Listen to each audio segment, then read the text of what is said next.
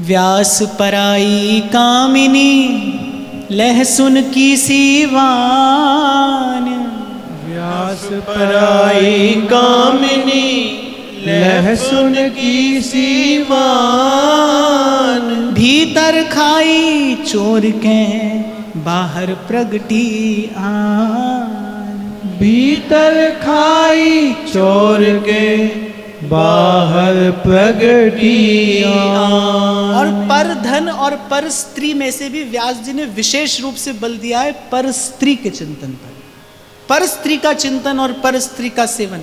ये तो निश्चित रूप से साधना को, भजन भावना को नष्ट ही करने वाला है, नरक के मार्ग पर ही ले जाने वाला है। काम क्रोध मद लोभ सब नाक नरक के पंथ। गीता में भगवान ने भी स्पष्ट कहा है कि जीवन में जो पतन का द्वार खुलता है वो इसी काम से खुलता है। ये जो काम है, कामना है, काम कामना वासना, यही जीव को ले जाते हैं पतन के मार्ग पर। और ध्रुवदास जी कह रहे काम कामना वासना मनते कर सब दूर, राधा वल्लभ लाल भज रसिकन जीवन मूर। मैंने आपको निवेदन किया ना, सब संत कह रहे हैं भाई, सब सयाने कह रहे हैं, सब बुद्धजन कह रहे हैं, कोई बात होगी, कोई कारण होगा, होती होगी, इससे बहुत बड़ी हानि होती होगी भाई। इसीलिए केवल मानकर, हानि उठाकर सीखने की आवश्यकता नहीं है, इनकी बात को मानकर ही सावधान हो जाना चाहिए। और व्यास जी कहने पराई कामिनी लहसुन की सीवान। जैसे कोई चोरी छिपे भी लहसुन की एक कली खा ले तो उसकी दुर्गंध बता देती कि इसने लहसुन का सेवन किया है। तो व्यास जी कह रहे ये एक ऐसा दुर्गुण है, छिपाए नहीं छिपता, प्रकट हो ही जाता है। और मैं तो कहता हूं भाई, पाप हो या पुण्य हो, प्रकट होता ही है। कोई मार्ग नहीं है पाप को छिपाने का, और पुण्य भी एक दिन लोक में प्रकट हो जाता है।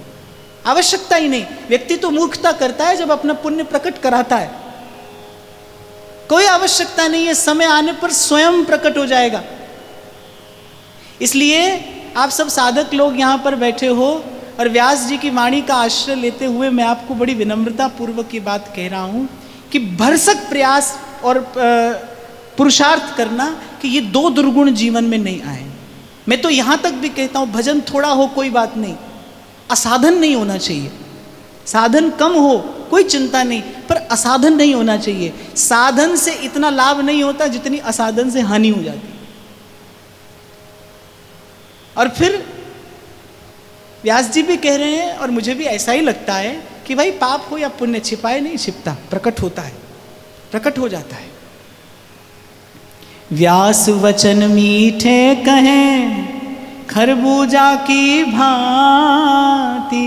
व्यास वचन मीठे कहे खरबूजा की भांति। ऊपर देखो 100 भीतर तीनों पाती।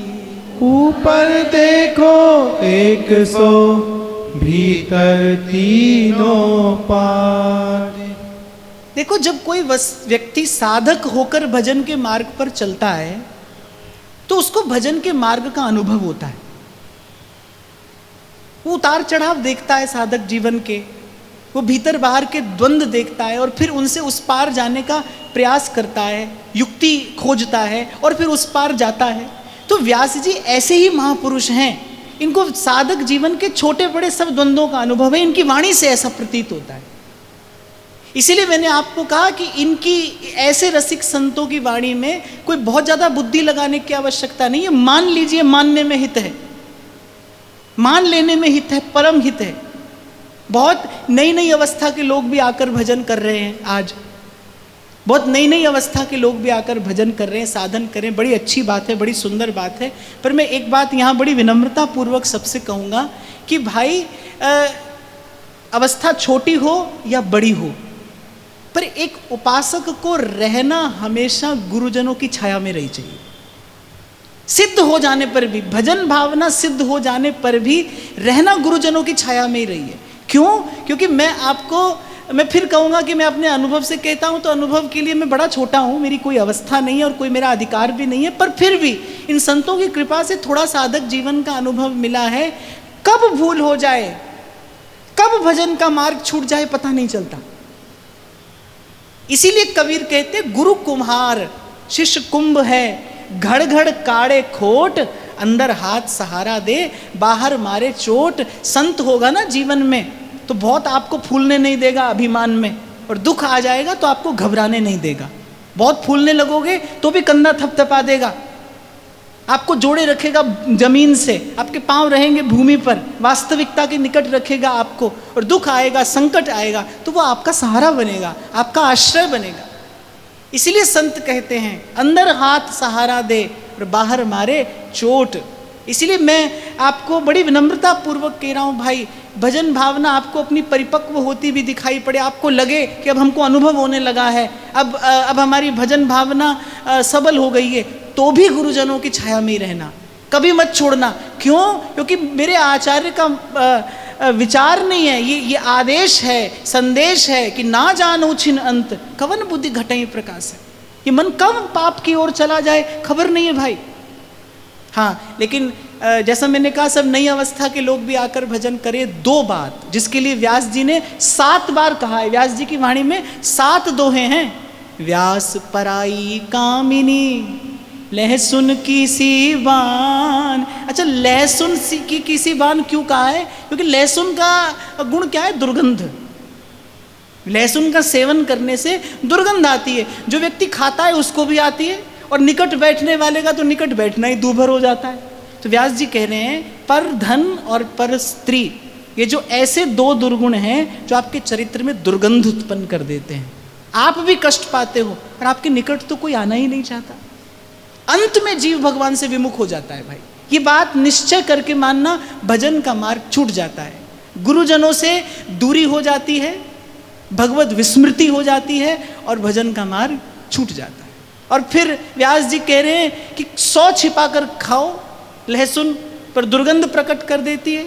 भीतर खाई चोर के बाहर प्रगटी आन, पाप प्रकट होता है भाई, और आप रोकने का प्रयास करोगे तो वो विस्फोट करके प्रकट होगा। यदि पाप को छिपाने का प्रयास करोगे तो वो विस्फोट करके प्रकट होगा। कोई रोग ऐसा होता है कि व्यक्ति उसको दबाता चला जाता है, प्राण घातक हो जाता है, वो अंत में प्राण ही ले लेता है। इसलिए भूल हो भी जाए तो गुरुजनों के सन्मुख जाकर कह देनी चाहिए। हो जाए ना तो गुरुजनों के सन्मुख जाकर कह दीजिए, कह देने से मार्जन हो जाता है भूल का। हाँ, लेकिन पश्चाताप वास्तविक हो तब, नहीं तो गुरुजनों के उदार स्वभाव को और उनके द्वारा प्रदान की हुई क्षमा को आधार बनाकर फिर पाप करने वाला कभी पाप से नहीं छूटता। जो लोग कहते हैं ना कि भगवान का नाम लेने से सब पाप छूटते हैं और पाप करते चले जाते हैं, भाई भगवान का नाम ले लेंगे, ऐसे लोगों का पाप कभी नहीं छूटता। और खुद ही आप हिसाब लगा लेना, पाप नहीं छूटेगा तो ताप कैसे छूटेगा? पाप का परिणाम ताप ही तो है। तो महाप्रभु ने भी कहा सुन सिख मंद, और मैंने इसीलिए आपको कहा भाई मेरे महाप्रभु जी ने ऐसे शब्द का कभी प्रयोग नहीं किया। पूरी वाणी में महाप्रभु ने एक भी ऐसे शब्द का प्रयोग नहीं किया। एक स्थान पर कहते हैं अरे मूर्ख, परधन परतीय बंचू, परधन और पर स्त्री से दूर रहना ये बड़ी मूर्खता है, तेरा सर्वनाश करा देगी। तो यहां व्यास जी ने कहा है व्यास वचन मीठे कहे खरबूजा की भांति, ऊपर देखो 100 भीतर जानो पाती। माने कपटी लोगों से दूर रहने की बात व्यास जी करते हैं। माने बहुत मीठे वचन बोलने वाला हो ना, सावधान रहना उससे। हमारे डोंगरे जी महाराज तो कहते थे लंबा तिलक और मीठी बानी, फिर दगाबाज की यही निशानी। लंबा तिलक और मीठी बानी और दगाबाज की यही निशानी। बोले वो व्यक्ति जरूर छली है। एक बात आपको और बताऊं, सत्य पर रहने वाला व्यक्ति कभी आपको बहुत मीठी बात कहता नहीं मिलेगा। व्यास जी ने कैसी कैसी बात बोली है, कितना फटकार कर कहा है, पर सत्य पर हैं, सत्य पर हैं। सत्य कभी कभी नहीं लगता प्रिय, और मैं तो कहता हूं असत्य के धरातल पर खड़े व्यक्ति को सत्य कभी प्रिय नहीं लगता। इसीलिए सत्य के मार्ग पर चलने वाले व्यक्ति का विरोध ही होता है संसार में। किसी ने तो कहा है, बोले उसके दुश्मन बहुत हैं, बोले उसके दुश्मन बहुत हैं, आदमी अच्छा ही होगा।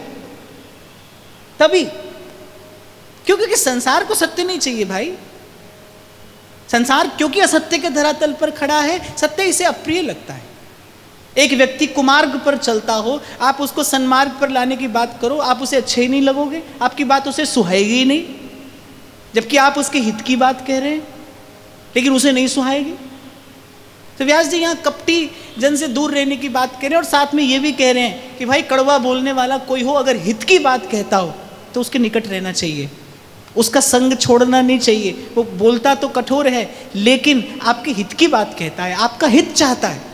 और एक और बात मैं आपको बताऊं भाई, मुंह भाई और कहने सुनने वाला तो संसार है ही।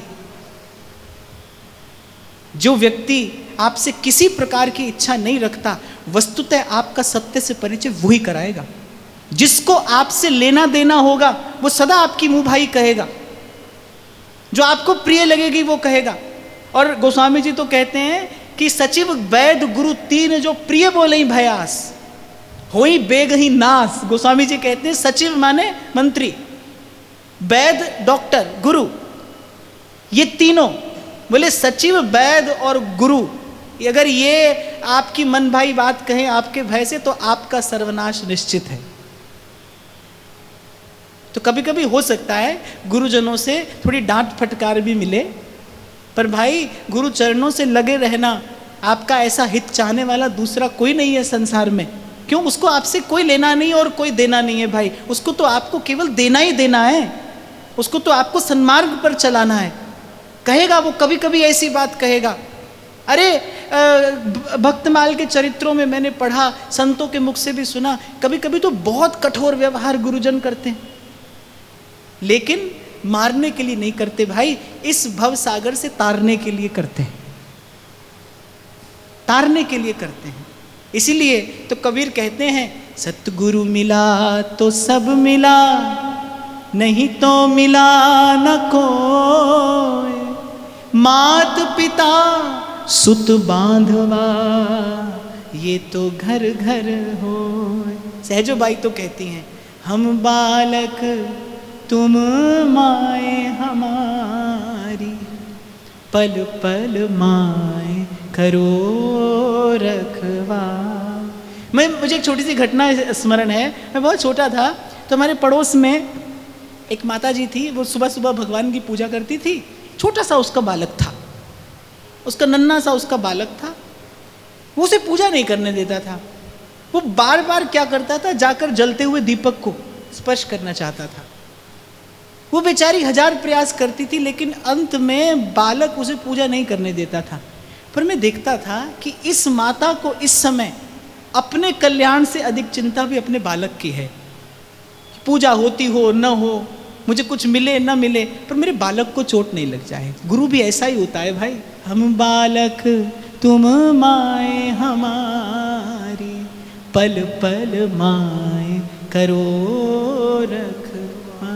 और मैं तो कहता हूँ भाई, बड़ भागी होते हैं वो लोग जिनको हर पल गुरु की दृष्टि में रहने का अवसर मिलता है।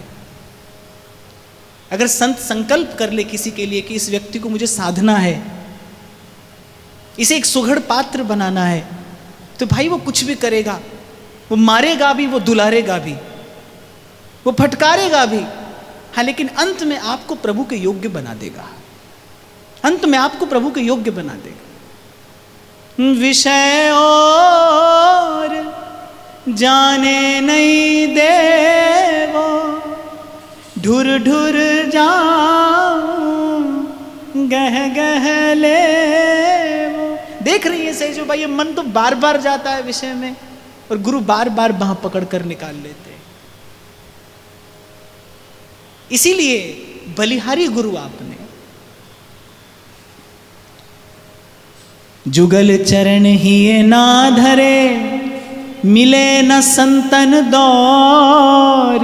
जुगल चरण ही ना धरे, मिले न संतन दौर। व्यास दास ते जगत में परे पराई पौरी। व्यास दास ते जगत में परे पराई पौरी। इन दो पंक्तियों में तो एक छोटा सा संदेश व्यास जी दे रहे हैं। भाई जो प्रभु के चरणों में और गुरु के चरणों में पड़ा है वस्तुतः वही अपने घर रहता है। बाकी तो व्यास जी कह रहे सब पराई पौड़ी पर पड़े हैं, एक दिन छूट जाएगी। जो प्रभु के चरणों में, गुरु चरणों में जिसका निवास है, जिसका मन, जिसका चित्त हरि और गुरु के चरणों में रहता है, बस वही अपने घर में रहता है। और इसका अनुभव तो मैं आपसे क्या कहूँ, आप सबको होगा। सारे विश्व का भ्रमण कर आइए, पर सुख तो भाई अपने ही घर आकर मिलता है, अपने घर आकर मिलता है। एक बहुत बड़ी हवेली में एक माता कुछ कैंकर्य कुछ सेवा करती थी, लेकिन सांझ ढलने से पहले वो प्रयास करती थी कि मैं अपनी कुटिया में पहुंच जाऊं। एक दिन सेठानी जी ने पूछा, अरे यहाँ इतनी बड़ी हवेली में तू रहती है, क्या सुख मिलता है तुझे अपनी झोपड़ी में जाकर?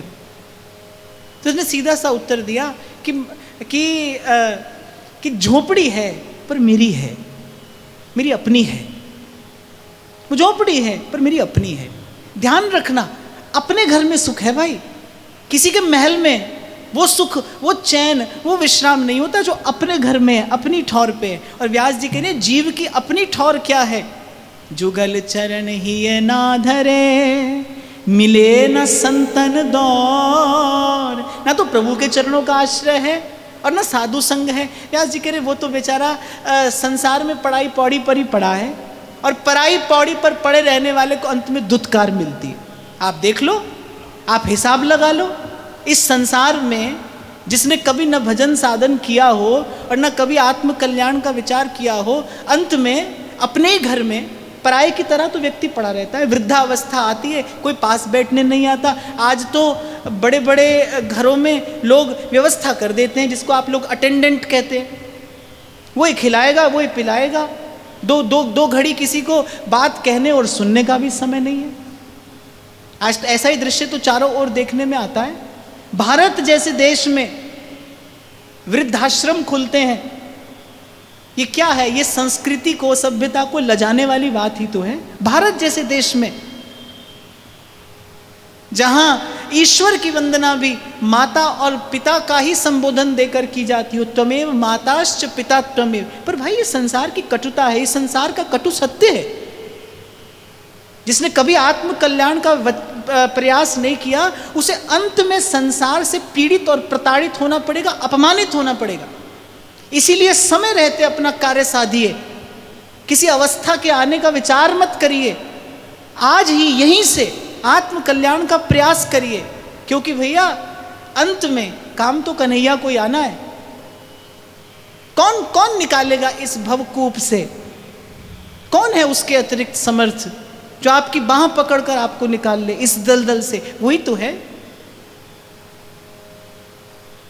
तो जुगल चरण के भजन बिन निमिष न दीजे जान।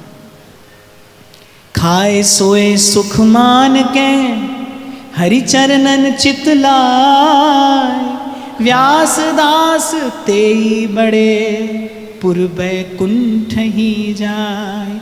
या व्यास जी कहते भाई वो भक्त भी खाता है सोता है, वो भी खा रहा है सो रहा है, बस कह रहे क्या है? उसके हृदय में हरि के चरण हैं, प्रभु का स्मरण रहे। खाए सोए सुख मान के बस हरि चरणन चित लाए। व्यास जी कह रहे भाई चतुर वही है, बड़ा वही है, बुद्धिमान वही है जिसने संसार का व्यवहार साध लिया है। और व्यवहार को साधने की युक्ति क्या है? तुलसी ममता राम सो समता सब संसार। यही है संसार के व्यवहार को साधना। खूब व्यवहार करिए, पर ज्ञान घूंघटो काढ़ो जी। ज्ञान का घूंघट निकालकर संसार में जाइए, खूब व्यवहार करिए भाई। मैं तो इसी विचारधारा का व्यक्ति हूं। संसार से डर कर, भाग कर, घबरा कर मत आइए, संसार में जाग कर रहिए। मनुष्य जाग कर नहीं रहेगा तो कौन रहेगा? संसार से डर कर, भाग कर, भयभीत होकर, दौड़ कर और मत आइए, संसार में जाग कर रहिए। और मैं तो कहता हूं हो सके तो संसार को जीत कर आइए। और संसार को जीतना क्या है? संसार के मध्य में रहते हुए, चारों ओर सुख साधन सुविधा समृद्धि सब कुछ होते हुए भी मन हरि चरणन चित जोड़। यही संसार में रहने वाले की विजय है। एक खेल है, काजल की कोठरी है, और खेल क्या है कि भाई इससे कोई निकल कर जाए और उसे काजल छुए नहीं। यही खेल है भाई, जो निकल जाए वो जीत जाए, जिसको काजल छू जाए वो हार जाए। कबीर यही तो कहते, दास कबीर जतन से ओढ़ी और ज्यों की त्यों धर दीनी चदरिया। हाँ, ये मैं अवश्य आपको कहूँगा, तीसरी बार कह रहा हूँ मैं आज ये बात कि आसान तो नहीं है भाई, कठिन है, बहुत कठिन है, पर असंभव नहीं है, कर सकते हो आप। प्रयास करो तो आप कर सकते हो।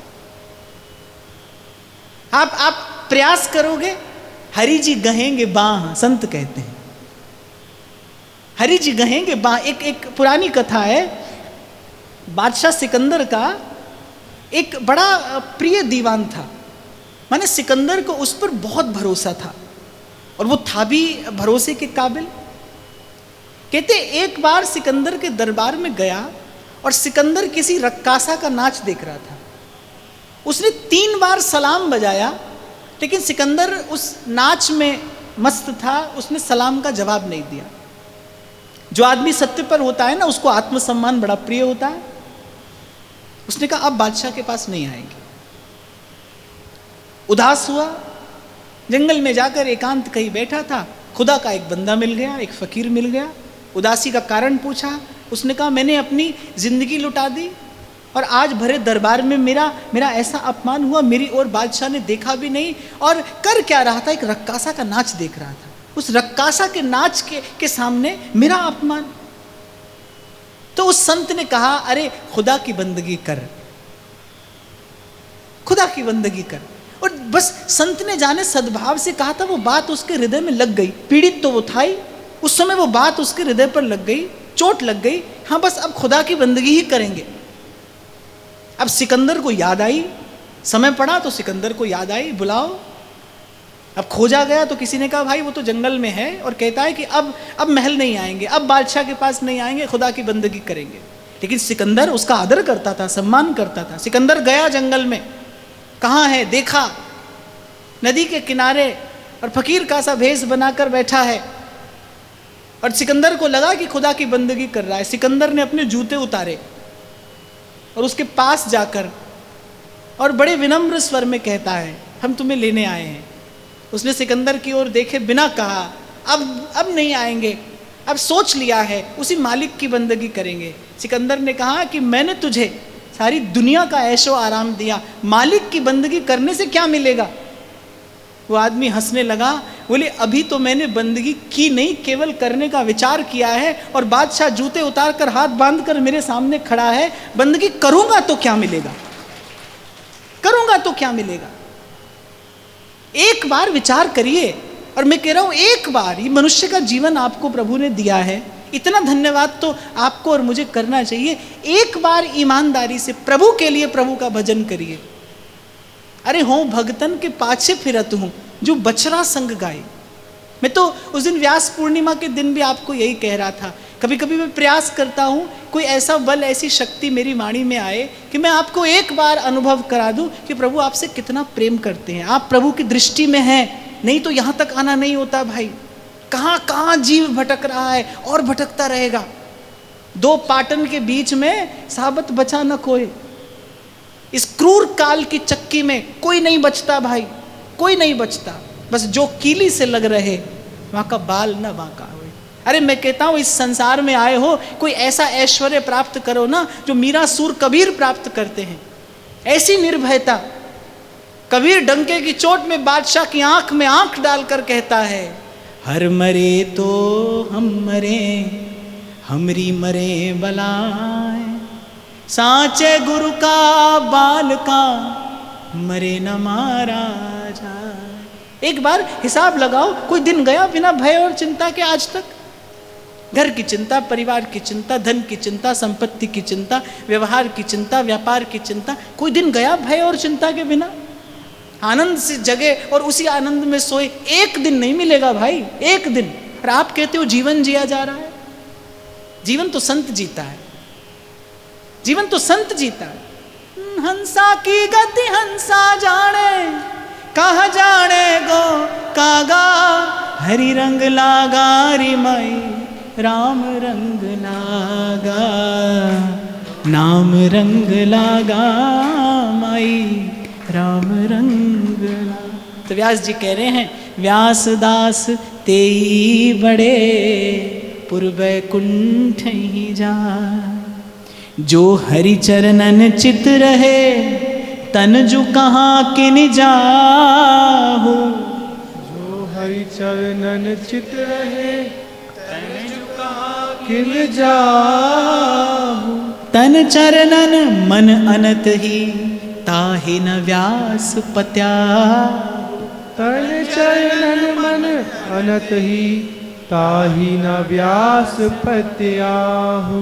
व्यास जी कह रहे हरि चरणन चित्र है, तो बोले तन जो कहाँ कि नहीं जाऊं, बोले शरीर कहीं भी क्यों ना चला जाए। मन अगर प्रभु के चरणों में है, शरीर कहीं भी क्यों ना चला जाए। मैं आपको पुनः ये बात बल देकर कहूं, भाई रहना वही है जहां मन रहता है। आप वहीं रहते हैं जहां आपका मन रहता है। भले आपको दिखाई पड़ता हो मंदिर में बैठे हैं सुबह से शाम तक, वृंदावन वास कर रहे हैं। एक जगह पर कहा व्यास जी ने, कहा होई वृंदावन बसिए। वृंदावन का वास है क्या? जब जुगल चरण के भजन बिन निमिष न दीजे जान। वैसे ये एक स्वतंत्र चर्चा का विषय है। वृंदावन क्या है? वृंदावन चेतना का एक धरातल है। जब प्रेम के अतिरिक्त कुछ ना रह जाए, कोई ना रह जाए, कहीं ना रह जाए, बस उसी भाव दशा का नाम वृंदावन है। उसी के मध्य प्रियालाल का क्रीड़ा और विलास होता है। जब जीवन में प्रेम के अतिरिक्त कुछ भी न रह जाए, केवल प्रेम, लेना भी प्रेम और देना भी प्रेम, ऐसी भाव दशा का नाम वृंदावन है। तो व्यास जी कह रहे, जो हरि चरणन चित्र है तन जो कहाँ कि नहीं जाओ। बोले शरीर कहीं भी क्यों ना चला जाए, कहीं भी क्यों ना चला जाए।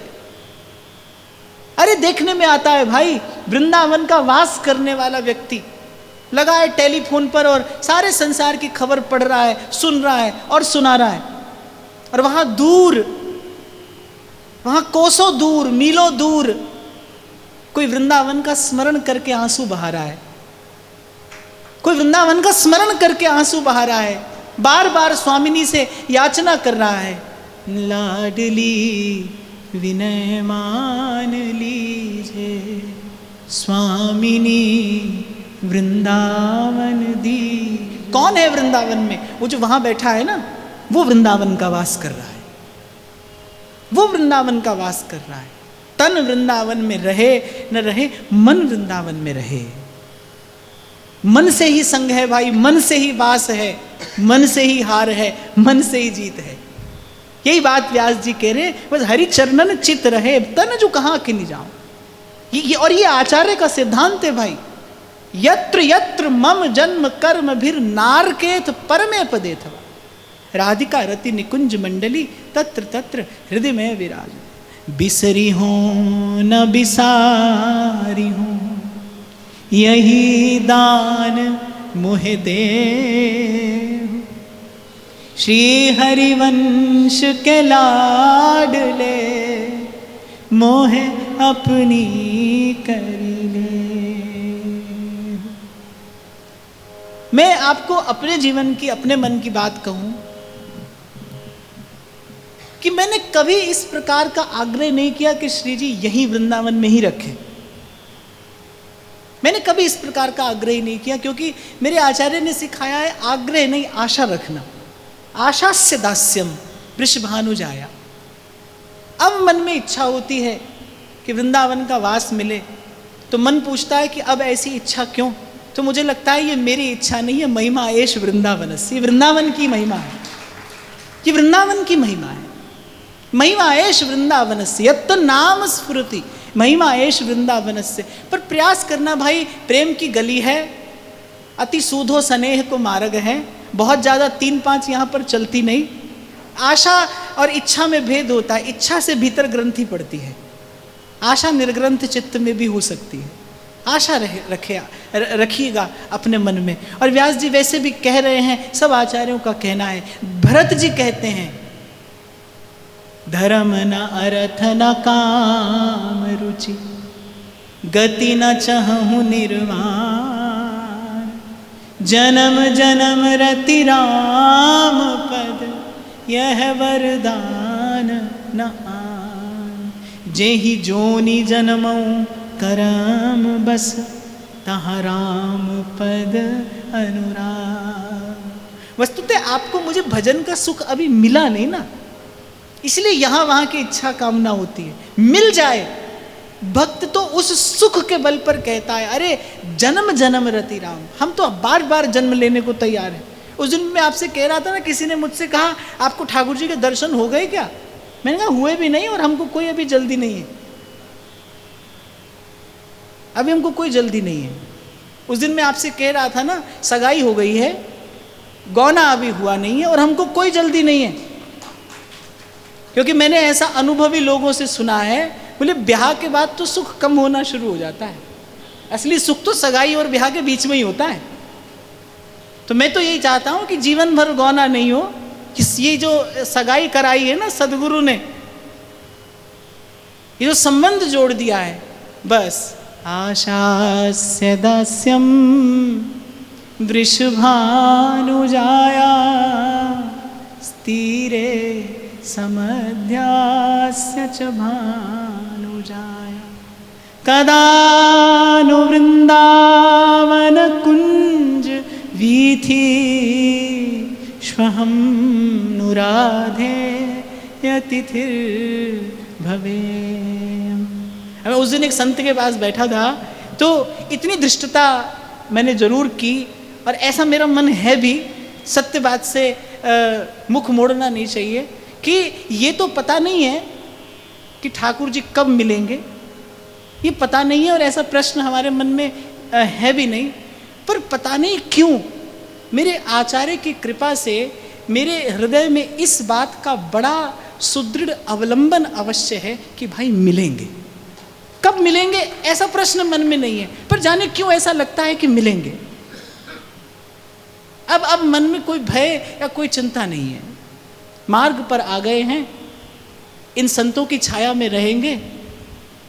हो सकता है भूल भी जाएं, हो सकता है कभी मार्ग भटक भी जाएं, पर इनकी कृपा का ही आश्रय है, इन संतों के चरणों से लगे रहेंगे। इनकी वाणी, इनके शब्द, इनके भाव, यही दीपक हाथ में लेकर चलते रहेंगे। और भाई अपनी बात फिर से दोहराऊंगा, कोई संसार से उठाकर इस मार्ग पर भी ले आया है, उसकी कृपा का ही आश्रय है। कुंवरी किशोरी नाम सो उपजो दृढ़ विश्वास, करुणा निधि मृदु चित्त अति ताते बढ़ी जिए आस।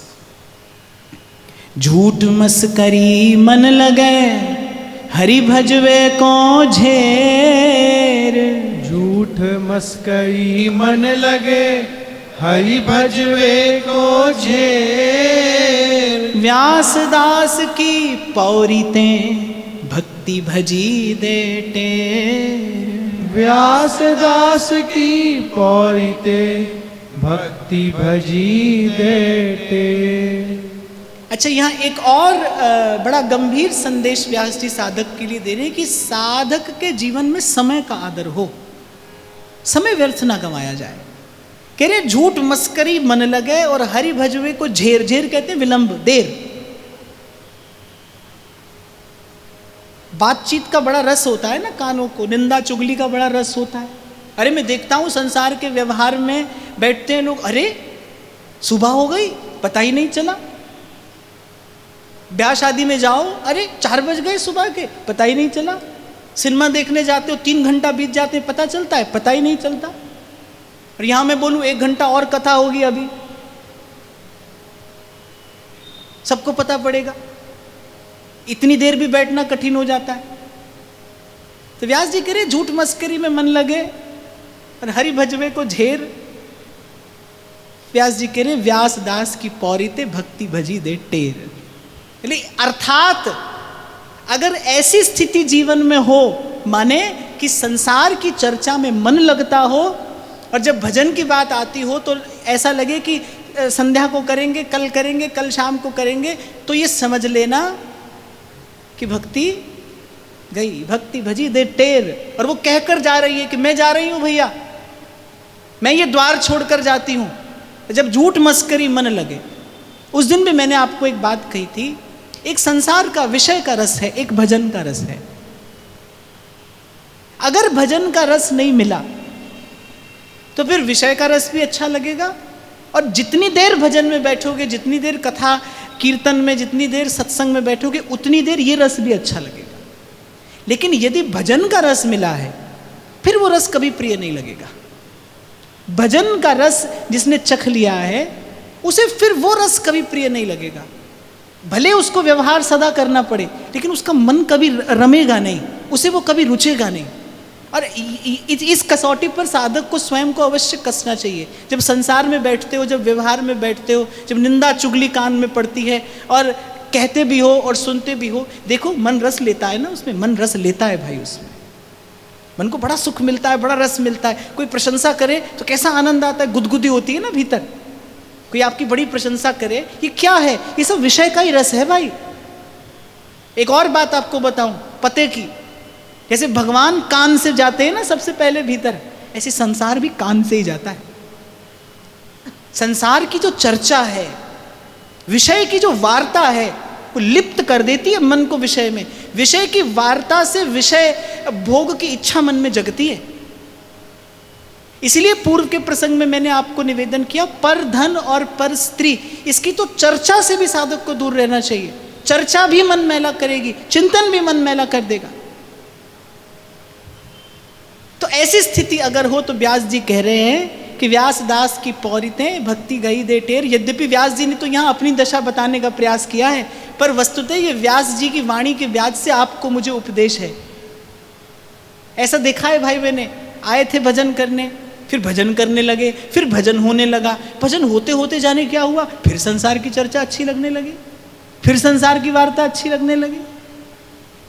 ये जो नित्य का सत्संग है ना, ये जो सतत सत्संग है, यही बचाए रख सकता है इससे। क्योंकि ध्रुवदास जी ने कहा है, सत्संग की बाढ़ दृढ़ करके गए। यही जो नित्य का कथन श्रवण है, यही बचाए रख सकता है आपको मुझे असाधन से। साधक के जीवन में समय का आदर हो। जीवन है क्या? जन्म और मृत्यु से बीच जो समय आपके पास है, उसी का नाम तो जीवन है। व्यर्थ की चर्चा करना जीवन का अनादर करना है। जीवन का अनादर करने वाले को जीवन धन कैसे मिलेंगे? इस जीवन का अनादर करने वाले को जीवन धन कैसे मिले? आप अपने एक एक क्षण का सदुपयोग करते हैं, अर्थात आप अपने जीवन को आदर दे रहे हैं, सम्मान दे रहे हैं। और मैंने किसी संत के मुख से ही श्रवण किया है, जो समय का आदर करता है, समय उसे इस संसार में आदरणीय बना देता है। जो समय का आदर करता है, सम्मान करता है, और समय का सम्मान है समय का सदुपयोग। और समय का सदुपयोग क्या है? जुगल चरण के भजन बिन निमिष न दीजे जान। मोहन मुखिया जगत में सो कहूँ पैयत नाही। मोहन मुखिया जगत में सो कहूँ पैयत नाही। काम प्रेम के कहन को रसना उठत कुकाही। काम प्रेम के कहन को रसना उठत कुकाही। व्यास जी कह रहे, काम प्रेम के कहन को रसना उठत कुकाही। और इस झूठी प्रीति को मैं प्रेम कैसे कह दूं? इस झूठी प्रीति को प्रेम कहने में मेरी रसना, मेरी वाणी व्याकुल होती है। कहने का तात्पर्य यहाँ व्यास जी का भक्त और भक्ति की दुर्लभता है। मोहन मुखिया जगत में है तो वही सत्य, पर कह रहे कहीं दिखाई नहीं पड़ता। वही एकमात्र सुख है, पर उसकी अनुभूति नहीं होती। वही एक आनंद है, लेकिन उसी से सब दूर हैं। और व्यास जी कह रहे, इस झूठे सुख को, इस झूठे प्रेम को, इस झूठी प्रीत को कैसे सत्य कह दूं? इसे प्रेम कहने में मेरी रसना व्याकुल होती है। यहाँ व्यास जी का जो तात्पर्य है, जो उद्देश्य है, वो ये है कि भाई इस लोक में सब सुलभ है। जैसे ध्रुवदास जी कहते हैं ना, ने ही दुर्लभ पावनो और सुलभ सब आई। इस संसार में सब सुलभ है भाई। एक प्रेमी का, एक प्रेमी भक्त का दर्शन, वो दुर्लभ है, वो दुर्लभ है। और सब बात समेट कर व्यास जी यही कहते हैं, करो रे भैया साधु नहीं को संग।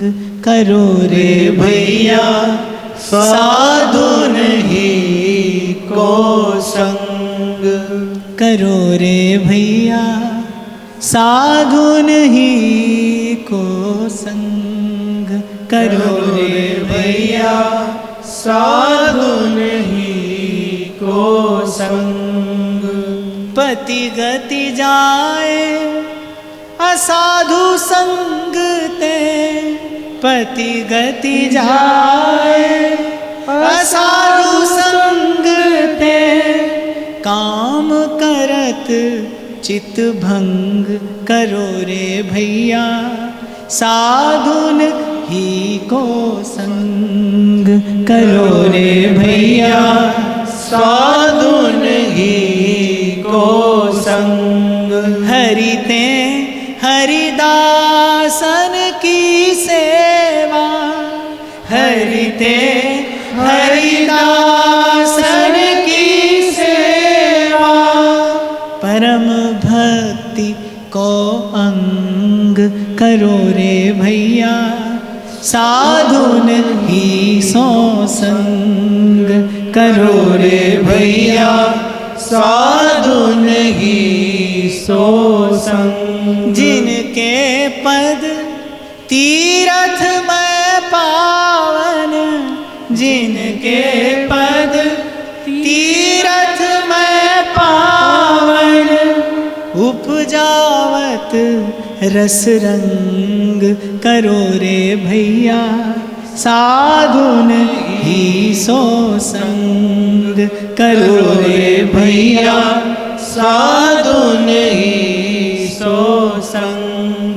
तिनके कहत व्यास प्रभु सिमरो, तिनके कहत व्यास प्रभु सिमरो, सत्वर धनुष निसंग करो रे भैया, साधुन ही को संग करो रे भैया, साधुन ही सो संग। जिनके पद तीरथ में पावन, जिनके पद तीरथ में पावन, उपजावत रस रंग करो रे भैया, साधुन ही सो संग करो रे भैया, साधुन ही सो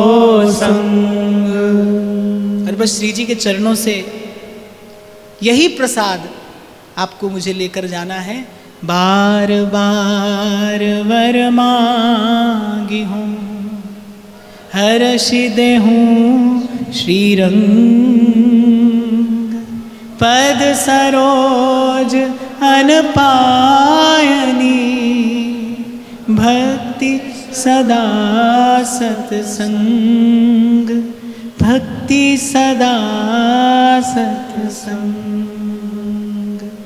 आज की ये चर्चा, ये भाव श्री जी के चरणों में निवेदन करते हुए महाराज श्री को प्रणाम। आप सबके हृदयस्थ हित प्रभु को नमस्कार।